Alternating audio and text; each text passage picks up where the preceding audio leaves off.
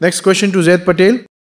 Even though music is haram, I see many Muslims listen to Islamic songs, naat, which praises Allah subhanahu wa ta'ala and involves musical instruments and says it's not haram where Allah is being praised. So please clarify on this. سوال یہ ہے کہ musical نعت، ایسی نعت یا نشید جس کے اندر میوزیکل انسٹرومنٹس ہوں تو کیا ہے، اور لوگ اسے جائز بھی کہتے ہیں. تو ہاں، یہ تو پیشن گوئی پوری ہوئی. جو صحیح بخاری کی حدیث ہے، نبی صلی اللہ علیہ وسلم نے فرمایا کہ میری امت میں کچھ ایسے لوگ آئیں گے جو شراب کو الگ الگ ناموں سے پکاریں گے اور حلال کہیں گے، اور میوزیکل انسٹرومنٹس کو حلال کہیں گے. تو میوزیکل انسٹرومنٹس کو حلال کہنے والے جب لوگ اگر آج آئے ہیں تو یہ تو پیشن گوئی پوری ہو رہی ہے. جہاں تک یہ سوال ہے میوزیکل انسٹرومنٹس کیا جائز ہے ناجائز ہے، تو بہت اسٹرکٹ حدیث ہے اس بارے میں. نبی صلی اللہ علیہ وسلم نے فرمایا فی ہذہ الامہ خسف و مسخ و قذف، اس امت میں کچھ لوگ زمین میں دھسا دیے جائیں گے، ومسخ، ان کے چہرے بدل دیے جائیں گے، اور ان پر پتھروں کی بارش ہوگی. صحابہ نے پوچھا متی ذاک یا رسول اللہ، رسول اللہ صلی اللہ علیہ وسلم یہ کب ہوگا؟ تو نبی صلی اللہ علیہ وسلم نے فرمایا اذا ظہرت القینات، جب گانے والیاں آ جائے گی، عام ہو جائے گی، والمعازف، اور میوزیکل انسٹرومنٹس عام ہو جائیں گے، وشربت الخمور، اور شراب عام طور پہ پیا جانے لگے گا.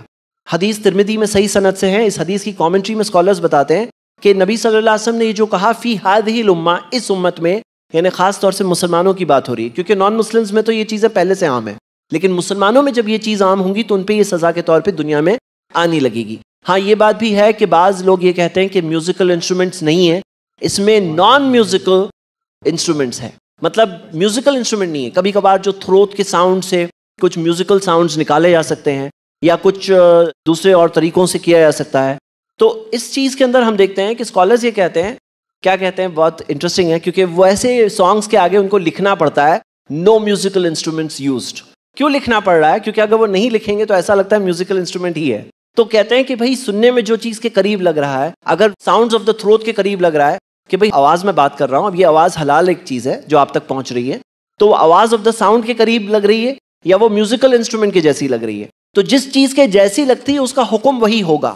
شیخ ابن عثیمین رحمہ اللہ اور دوسرے اسکالرز نے جب دیکھا کہ یہ ٹرینڈ بڑھ رہا ہے تو انہوں نے بعد میں ریسٹرکٹ کرنے کے لیے کہا کہ اس چیز سے بہتر ہے بچے ہی، کیونکہ یہ ٹرینڈ کہاں ہے کہ back door entry of music ہے، اسلامک ری پیکج کر کے ایک حرام چیز کو دیا جائے.